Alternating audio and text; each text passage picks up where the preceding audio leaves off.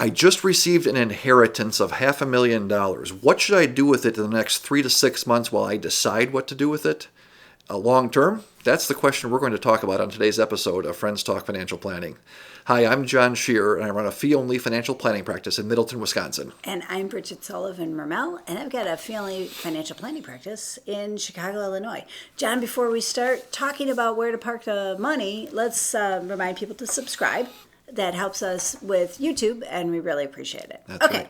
So, John, what are your thoughts? What do you tell people when they want to, we're going to call this parking your money. Yeah, you want to where park do you the park money your somewhere. money? Yeah. Let me be clear, I didn't inherit $500,000, right? But this was a question we got from somebody recently. Hey, we got this money. What do we do? We want to have a long-term plan, but right now, and the comment was, it's in the bank earning 0.0001%, right? So what should we do with it? And, one of the things that I talk about, I know you do too with clients, is when you have sudden money, inheritance or other things, is the best thing usually to do is nothing at first, right? It feels like we should do something, and to be thoughtful and make a good long-term decision. If you lose 3 or 6 months of interest, 20 years from now, that's not going to make a material difference in your life, right? Mm-hmm. But making a bad decision about what to do with it can make a material difference, right? So what's important, and as we were talking a little bit before we hit record here, is it's human nature for us to assign complexity to things that are really important, right? I got a $500,000. It's a really big deal. Yeah. This must be really complicated. And I guess at the end of the day, number one is to do nothing. And the other thing is just keeping it in the bank. That simple answer where you have buy some time, that it doesn't have to be complicated necessarily, right? Yeah, What do you tell? Yeah. Well, I really like your approach to this. Is that you can be thinking, I'm going to miss the stock market going up or something, but you forget, but I'd also miss the stock market going down. Right. So when you're talking about, I don't want to do anything with this money for less than actually 5 years or 10 years, like I say safe. You want it to be there. The most important thing about the money is that it's there. So I like to invest in safe.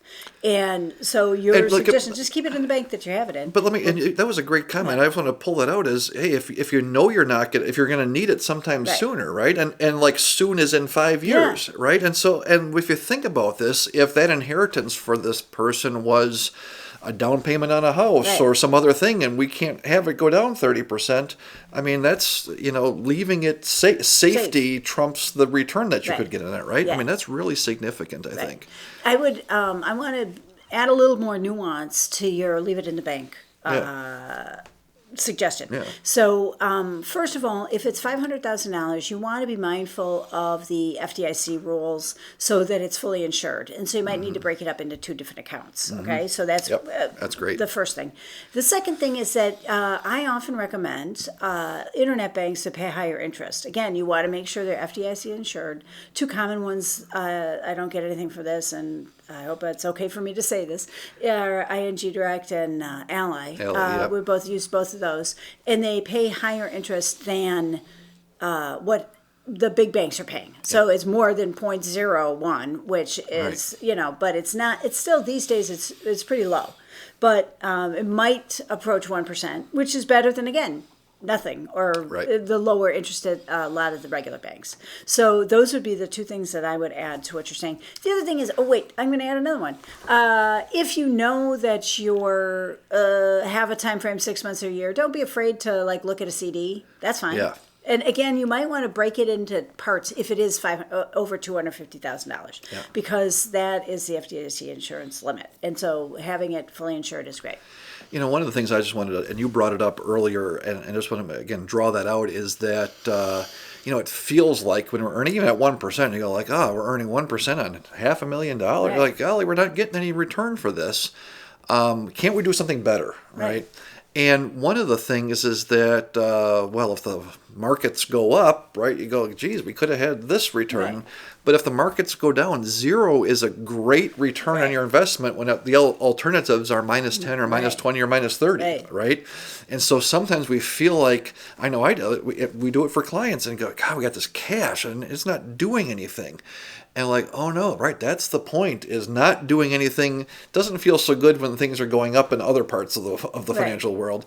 Doing nothing feels really good when things are going bad, right? It's this balance of things. It's important to remember that, 0 can be a great return depending on what the alternatives are. Right. And safe is good. Right. Like we like safe. Like safe is good. You want some money that's safe. And, right.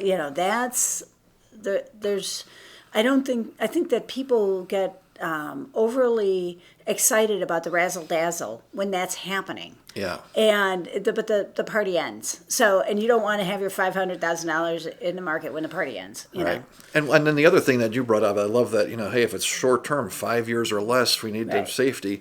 If you know that this money is long term, like, listen, perhaps I'm 42 and I'd love the work I do. I'm not planning to retire for at least 10 more years. I don't need the money. We're in the house we want.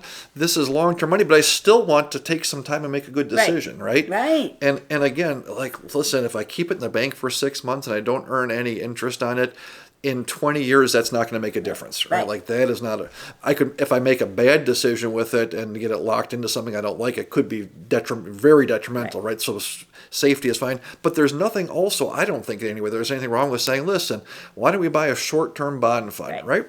Probably you can get, 1 or 2 or 3%, but it might go down. But again, if this is my long-term money, it goes down 5%, that's not a big deal. And most of the time I'm going to get some better returns for it, right? So sort of depends on, what is it? Your mileage may vary, right? But so don't put too much value or emphasis on what do I earn the next 6 months, right? Think about that long term. And at the same time, like, hey, if I'm never going to touch this, it's not unreasonable to put it in a total stock market fund and go, okay, I don't need to pick the individual decision I'm going to make, but I could invest it for some short period of time in something that's very diversified if I know that, listen, this is my 20-year money sort of 20-year thing, money. So, but there's a big difference between 20-year money and 6-month money. Right. And I love the idea, and I think it's really, people underestimate like how far down the markets can go and how far they can stay down, right? But we're talking 5 years as short term, right? We think of 5 months, and I think like no. 5 years. 5 years that's still a short term from an investment standpoint. That's right.